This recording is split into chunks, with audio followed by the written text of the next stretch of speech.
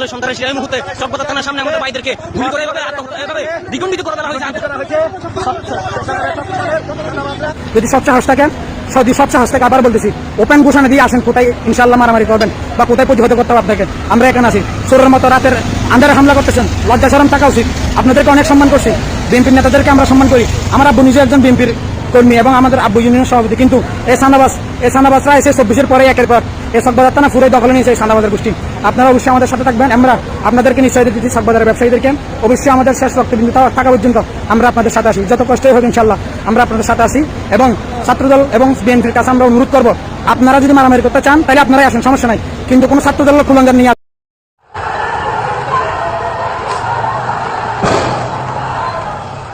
আসসালামু আলাইকুম। মাইলস্টোন স্কুলের বিমান দুর্ঘটনায় যখন গোটা জাতির শোকে স্তব্ধ হয়ে আছে, ঠিক তখনই গভীর রাতে ছাত্রদল যুবদলের সন্ত্রাসীরা আগ্নেয়াস্ত্র এবং দেশীয় অস্ত্র নিয়ে শিক্ষার্থীদের উপরে ঝাঁপিয়ে পড়েছে। সন্ত্রাসী কর্মকাণ্ড করেছে, 3 জনকে গুলি করেছে এবং রান্দা চাপাতি সহ দেশীয় অস্ত্র দিয়ে 20 জনকে আহত করেছে। সম্মানিত দর্শক শ্রোতা, আমরা এর ঘটনার তীব্র নিন্দা এবং প্রতিবাদ জানাচ্ছি। ছাত্রদল সম্পূর্ণ ছাত্রলীগের ভূমিকা পালন করতেছে। আমরা দেখতে পাচ্ছি দেশীয় অস্ত্র এবং আগ্নেয় অস্ত্র, তাদের হাতে বন্দুক দেখা গিয়েছে, গুলি করেছে। এই বন্দুকগুলো তারা কোথায় পেল, কারা দিয়েছেন? ছাত্রদল এখন ছাত্রলীগের ভূমিকা পালন করতেছে সারা বাংলাদেশের বিভিন্ন জায়গায়। আপনারা আজকের ঘটনাটি দেখলে বুঝতে পারবেন। সম্মানিত দর্শক শ্রোতা, চাঁদাবাজি করেছে, সেই চাঁদাবাজকে যুবদলের এক নেতা চাঁদাবাজি করেছে বাচ্চা, সেই বাচ্চাকে যুবদল বহিষ্কার করেছে। সেই বহিষ্কৃত চাঁদাবাজকে স্থানীয় জনগণ এবং ছাত্র শিবিরের একজন সাথী তিনি থেকে পুলিশের হাতে সুপর্দ করেছেন। এই অপরাধের শিবিরের সেই সাথীকে একা পেয়ে তাকে মারধর করেছে এবং পরবর্তীতে পুলিশের হাতে তারা তুলে দিয়েছে ছাত্রলীগের ট্যাগ দিয়ে। কতটা ভয়ঙ্কর রাজনীতি বাংলাদেশে শুরু করেছে ছাত্রদল যুবদল, তার একটু নমুনা আপনারা দেখতে থাকুন। চাঁদাবাজির বিরুদ্ধে প্রতিবাদ করায় ছাত্র শিবির কর্মী ও শিক্ষার্থীদের উপর যুবদল ও ছাত্রদলের হামলা, 22 জন আহত, গুলিবিদ্ধ 3 জন। প্রশ্ন হচ্ছে, এই গুলি তারা কোথায় পেল? ছাত্রদল যুবদল হামলা করেছে, সেই হামলায় গুলি লাগলো, এই গুলিগুলো ছাত্রদল যুবদল কোথায় পেল, কারা দিয়েছে? চকবাজার এলাকায় যুবদল ছাত্রদলের চাঁদাবাজির বিরুদ্ধে স্থানীয় জনগণের পাশাপাশি ছাত্র শিবিরের নেতাকর্মীদের প্রতিবাদ করার সোমবার 21 জুলাই রাত 10টায় সন্ত্রাসীরা চকবাজার থানা এলাকায় ছাত্র শিবিরের নেতাকর্মীদের উপর দেশীয় ও ভারী অস্ত্রশস্ত্র নিয়ে হামলা চালালে সংঘর্ষের সূত্রপাত ঘটে। চিন্তা করেন আপনারা। এক যৌথ বিবৃতিতে ছাত্র শিবিরের চট্টগ্রাম মহানগরের উত্তরের সভাপতি তানভীর হোসেন জুয়েল ও সেক্রেটারি মুনুল হক বলেন, চাঁদাবাজি সহ বিভিন্ন অপকর্মে জড়িত সদ্য বহিষ্কৃত যুবদল নেতা বাচ্চার অনুসারীরা কিছুদিন পূর্বে ভ্যান থেকে চাঁদাবাজি করতে গেলে ছাত্র শিবিরের জনশক্তি মোহাম্মদ আরিফ স্থানীয় জনতাকে সাথে নিয়ে তাদের পুলিশের হাতে তুলে দেন। উক্ত ঘটনায় ক্ষোভে আজ রাতে আরিফকে একা পেয়ে চাঁদাবাজ বাচ্চার অনুসারীরা আরিফকে ছাত্রলীগ ট্যাগ দিয়ে শারীরিক নির্যাতন করে থানায় নিয়ে যায়। অথচ আরিফ স্বৈরাচারের আমলে 2018 সালে রাজনৈতিক মামলা ছাত্র শিবির হিসেবে গ্রেপ্তার হন। 2024 সালে জুলাই আন্দোলনে তিনি সক্রিয় ভূমিকা পালন করতে গিয়ে গুরুতর আহত হন। একজন জুলাই যোদ্ধা এবং 2018 সালে শিবিরের মামলা খেয়ে তিনি জেলে গিয়েছেন। তাকে ছাত্রলীগের ট্যাগ দিয়ে এই ছাত্রদল যুবদলের সন্ত্রাসীরা তারা থানায় দিয়েছে এবং তার আগে মারধর করেছে। তার অপরাধ, তিনি যুবদলের বহিষ্কার করেছে, সেই যুবদলের সন্ত্রাসী চাঁদাবাজকে ধরে পুলিশে দিয়েছিল। এই হচ্ছে তার অপরাধ। নেতৃবৃন্দ বলেন, ঘটনা জানতে পেরে আরিফকে ছাড়াতে তার ক্লাসমেট সহ শিবিরের কয়েকজন দায়িত্বশীল থানায় যান। এ সময় আগে থেকে ওত পেতে থাকা বহিষ্কৃত যুবদল নেতা এমদাদুল হক বাচ্চার নেতৃত্বে যুবদল ও ছাত্রদলের সন্ত্রাসীরা পরিকল্পিতভাবে ভারী ও দেশীয় অস্ত্র নিয়ে শিক্ষার্থীদের উপরে হামলা চালায়। হামলার আহত গুলিবিদ্ধ শিক্ষার্থী জাবেরুল ইসলামের অবস্থা আশঙ্কাজনক, আইসিইউতে রেখে চিকিৎসা করা হচ্ছে। নেতৃবৃন্দ আরও বলেন, মাইলস্টোন কলেজের বিমান বিধ্বংস হওয়ার ঘটনায় পুরো জাতি যখন শোকে স্তব্ধ, সেখানে যুবদল ছাত্রদলের এহেন সন্ত্রাসী কার্যক্রমে আমরা হতবাক। তাদের এ ধরনের চাঁদাবাজি এবং সন্ত্রাসী কার্যক্রমে কোনোভাবেই চলতে পারে না। আমরা ছাত্র শিবিরের জনশক্তি শিক্ষার্থীদের ধৈর্যের সাথে পরিস্থিতি মোকাবেলা করার আহ্বান করছি। নেতৃবৃন্দ দ্রুত সময়ের মধ্যে সন্ত্রাসীদের গ্রেফতার ও অস্ত্র উদ্ধারের জন্য প্রশাসনের প্রতি আহ্বান জানান। এছাড়াও প্রিন্ট ও ইলেকট্রনিক মিডিয়া সম্মানিত সাংবাদিকদের প্রতি ঘটনার আসল সত্যতা যাচাই করে সংবাদ প্রচারের জন্য অনুরোধ করেন। তো আপনাদেরকে কয়েকটি দৃশ্য দেখাবো, আপনারা একটু লক্ষ্য করেন কিভাবে অস্ত্রশস্ত্র নিয়ে তারা হামলা করেছে। আপনারা কয়েকটি ছবি দেখতে পাচ্ছেন। ছবিতে ছাত্রদল এবং যুবদলের হাতে দেশীয় অস্ত্র রান্দা রয়েছে। এছাড়াও 3 জনকে গুলি করেছে, গুলিবিদ্ধ হয়েছে। আমার প্রশ্ন, এই গুলিগুলো ছাত্ররা কোথায় পেল, ছাত্রদল কোথায় পেল? দেখেন, আপনারা দেখতে পেয়েছেন টকশোতে বিএনপি নেতাদেরকে প্রশ্ন করলে যে আপনাদের নেতারা চাঁদাবাজি করতেছে, অপকর্ম করতেছে, দুর্নীতি করতেছে, মানুষের দখলদারি করতেছে, মানুষের জায়গা জমি।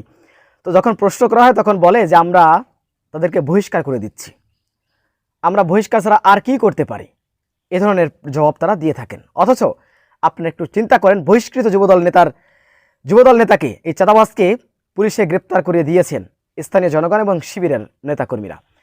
এটিকে কেন্দ্র করে শিবিরের উপরে তারা হামলা করলো এবং শিবিরের এক সক্রিয় কর্মী, যাকে 2018 সালে শিবিরের দায়ে গ্রেপ্তার করে 18 সালে গ্রেপ্তার হয়েছিলেন এবং 2024 সালে জুলাই আন্দোলনে তিনি আন্দোলন করতে গিয়ে তিনি আহত হয়েছিলেন। সেই জুলাই যোদ্ধাকে ছাত্রলীগের ট্যাগ দিয়ে তারা পুলিশে ধরিয়ে দিয়েছে। এই হচ্ছে বাংলাদেশের এই বিএনপি এবং ছাত্রদল যুবদলের রাজনীতি। বিএনপিকে বলবো, এই ধরনের রাজনীতি আমরা দেখতে চাই না বাংলাদেশে। আপনারা বলবেন যে আপনারা বহিষ্কার করে দিচ্ছেন, অথচ সেই বহিষ্কারকৃত নেতাদেরকে বাঁচানোর জন্য আপনার দলের ছাত্র সংগঠন তারা অস্ত্র নিয়ে হামলা করবে। এই ধরনের রাজনীতি বাংলাদেশে দেখতে চায় না। এই ধরনের জবাব এদেশের মানুষ আর গ্রহণ করবে না। কাপুরুষের মতন রাতের বেলা অস্ত্র নিয়ে হামলা না করে কোথায় যুদ্ধ করবেন, আমাদের সাথে কোথায় লড়বেন? নির্দিষ্ট একটি জায়গায় আসেন দিনের বেলা, রাতের বেলায় হামলা না করে দিনের বেলা আসেন। কোথায় আসবেন? আপনাদের সাথে লড়তে প্রস্তুত। আসসালামু আলাইকুম রহমতুল্লাহ। সম্মানিত দেশবাসী, অবশ্যই আপনারা ইতিমধ্যে জেনেছেন যে চকবাজারে ছাত্রদল এবং ছাত্রলীগের জঘন্যতম বর্বরতা হামলা চলতেছে। ঘটনার মূল সূত্রপাত হচ্ছে এশারের সময় আমাদের বগারবিলের একজন চাঁদাবাজের কর্মী প্রতিদিনকার মতোই চকবাজারে সে চাঁদা তুলতে আসে। চাঁদা তুলতে আসার কারণে আমাদের কয়েকজন ভাই তারা ধরে থানায় নিয়ে যায়। পরবর্তীতে আমার ভাই বাইরে সেখানে চলে আসার পরে সে কি করছে, ওই থানা থেকে লোকজন ছাড়িয়ে নেওয়ার জন্য সে তার দলবল নিয়ে থানায় হামলা করে। থানায় হামলা করার এক পর্যায়ে আমাদের ভাই যে চলে আসতেছিল তাকে মাঝপথে পায় এবং মাঝপথে পাওয়ার সাথে সাথে তার উপর জঘন্যতম হামলা চালায়। এটা শোনার পর বেড়ে আমরা এসে দেখতেছি এখানে শুধু ছাত্রদল না, এই সত্যশরীর মোড় থেকে ছাত্রদল যত ফলাফ্যান আছে ছাত্রলীগের সবগুলো এসেই এখানে চকবাজারে জঘন্যতম সন্ত্রাসী হামলা চালাচ্ছে এবং তাদের সাথে প্রকাশ্য অগ্নস্ত্র দিয়ে হামলা করছে। এবং তার চেয়ে জঘন্যতম বিষয় হচ্ছে চকবাজার থানার যারা পুলিশ আছে তাদেরকে প্রতিহত না করেন, উল্টো আমরা যারা পরে আসছি তাদেরকে তারা টিয়ারশেল মেরে আমাদেরকে সরাই দিছে। এই পর্যায়ে আমরা চকবাজার টিয়ারি এখানে আসি। আপনারা অবশ্যই আমাদের সাথে থাকবেন এবং আমি বাংলাদেশের প্রত্যেকটি জনতাকে, ছাত্র জনতাকে অনুরোধ করবো, এই চাঁদাবাজ, এই রক্ত দিয়ে 2000 রক্ত দিয়ে আমরা এই 24 স্বাধীনতা পেয়েছি কোনো চাঁদাবাজের স্বাধীনতা দেওয়ার জন্য নয়। আমরা অবশ্যই ছাত্রদের অধিকার আদায়ের জন্য নিজের জান প্রাণ দিয়ে অবশ্যই আমরা লড়াই করে যাবো ইনশাল্লাহ। আমরা এখন আসি কেয়ারের মার্কেটে, আমরা চাঁদাবাজদের হুঁশিয়ারি করছি যে যেখানে থাকুন না কেন, যদি সব সাহস থাকে আবার বলতেছি, ওপেন ঘোষণা দিয়ে আসেন কোথায় ইনশাল্লাহ মারামারি করবেন বা কোথায় প্রতিহত করতে হবে আপনাকে। আমরা এখানে আছি, চোরের মতো রাতের আন্ধারে হামলা করতেছেন, লজ্জা শরম থাকা উচিত। আপনাদেরকে অনেক সম্মান করছি, বিএনপির নেতাদেরকে আমরা সম্মান করি।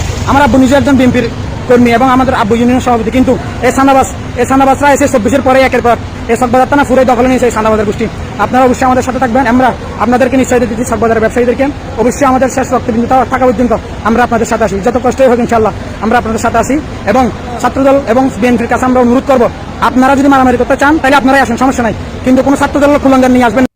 সম্মানিত দর্শক শ্রোতা, আপনাদেরকে আসলে কি বলবো, আর বাংলাদেশের রাজনীতির কোনো পরিবর্তন হয়নি। শুধু শেখ হাসিনা বাংলাদেশ থেকে গিয়েছে, ছাত্রলীগ গিয়েছে, কিন্তু ছাত্রলীগের রাজনীতি, আওয়ামী লীগের রাজনীতি বাংলাদেশে এখনো বহাল রয়েছে। এই রাজনীতি বাংলাদেশে চলতে পারে না। এদেশের হাজার হাজার মানুষ জীবন দিয়েছে, ছাত্র সমাজ জীবন দিয়েছে দেশে শুধু রাজনৈতিক গুণগত মান পরিবর্তন করার জন্য, কিন্তু সেই মান আমরা পরিবর্তন দেখতেছি না। আবারও ছাত্রদের হাতে, সেই রাজনীতিবিদদের হাতে, রাজনৈতিক দলের সন্ত্রাসীদের হাতে অস্ত্র আমরা দেখতে পাচ্ছি। এই অস্ত্রের ঝনঝনানি ক্যাম্পাসে আমরা দেখতে যাই না। সম্মানিত দর্শক শ্রোতা, বিষয়টি আপনারা কীভাবে দেখছেন অবশ্যই আপনাদের মূল্যবান মন্তব্য কমেন্ট বক্সে জানাবেন। সবসময় সত্য নির্ভেজাল তথ্য পেতে স্বাধীন বাংলা টিভি ইউটিউব চ্যানেলটি সাবস্ক্রাইব করে আমাদের সাথে থাকুন। আসসালামু আলাইকুম রহমতুল্লাহি ওয়া বারাকাতুহু।